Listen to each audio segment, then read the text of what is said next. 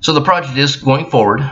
We'll be starting our small group, initial small group, next month, selecting leaders based on the criteria that I'd previously described as finding those with a shepherd's heart, getting those people involved in that small group, getting our material from Zenos for how to train and establish that small group criteria. One of the things that I learned through this about my calling, and my calling is probably a little different. I don't know if you've read some of the things in the discussion group. They've been pretty good, and I like some of your comments back. It's been very helpful. But my calling is probably a little different than most of you. As you can see, I'm a little older, a little more advanced in life. I've waited this long to complete my degree. The reason I wanted to take this class and complete my degree is to go on and get my master's degree in spiritual formation. And the idea is not to go into a vocational ministry, but to be able to teach better. And I've come to the conclusion that that is my calling, to be a teacher. And so previously I had said I don't have a calling, but what I meant was I don't have a vocational calling. But it's no different than any of you. You guys are getting paid for it. I'm probably not, and that's okay. So I've understood my calling a little bit better through that.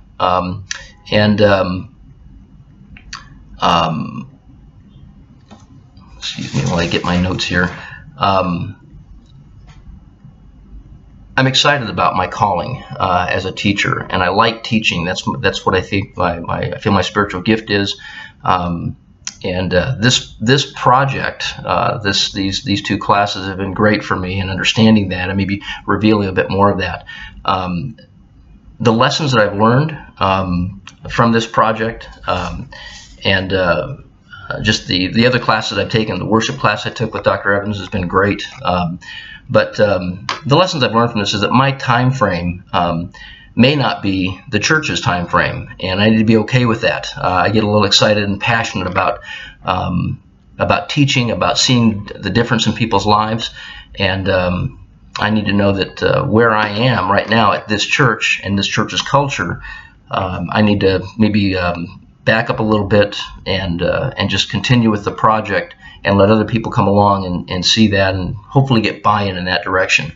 And the second thing I learned was that disagreeable discussions with leadership is a part of the process. It doesn't mean that they're bad people. That doesn't mean that I'm smarter than they are. It just means that we have people that love God in the same room that are trying to get to the same focus, the same direction from different paths, and that's okay. So to back up and to recognize that again, my passion, my direction may not be everybody else's. That's okay.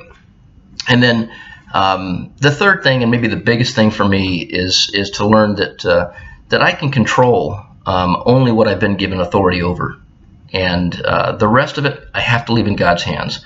And control is a huge thing for me. It's difficult to give up, I think, for any of us. But going to the old statement that we control what we have in front of us, what we can control, and what we can't control, we have to give up. And so what I can control is the teaching, the training of the initial group of people, and see where that leads us. And that's where one of the things that this project has been the hardest, because I wanted the same old boy and the same passion that I heard, that I felt from the leadership in the church.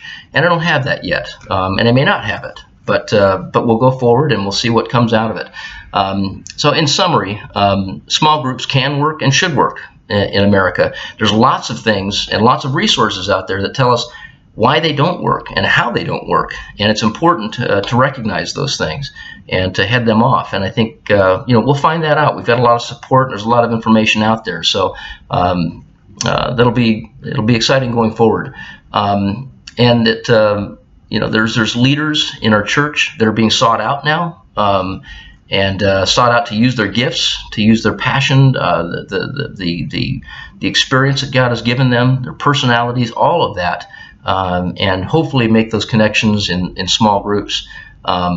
Training will be starting soon with that small group. That's going to be exciting. And with my supervisor, we'll keep tabs on how that's going, and make sure that we've got accountability, both with me, with my supervisor, and with the small group leaders.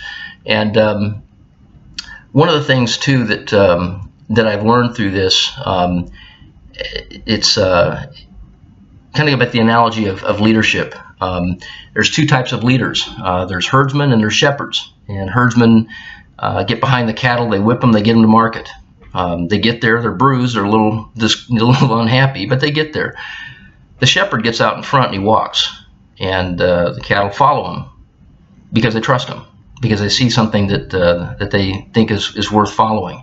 And I think that's a little bit of the tack that I've had to change in mind. I kind of went into this as a little bit of a herdsman, so I'm having to humble myself and get a little bit out and just start walking, and hopefully leadership will see something that is worth following, and that's been a valuable lesson for me, to back up a little bit and to make sure that I'm keeping a humble attitude about it.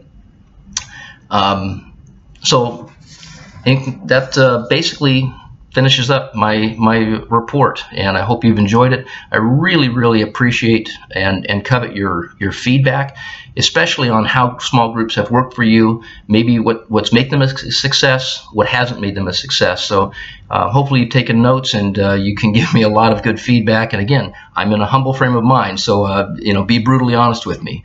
I thank you. Look forward to your feedback.